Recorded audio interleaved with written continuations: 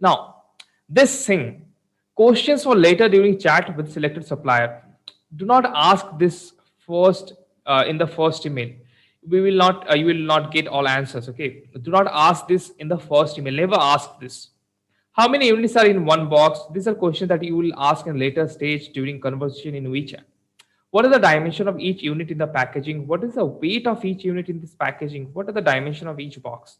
What is the weight of each box? Do you offer custom packaging? What are the cost of change of packaging? We would like to use our own forwarder, freight forwarder. Could you please quote the products in X warehouse as well? Could you please send me all certificates of that you have for that product?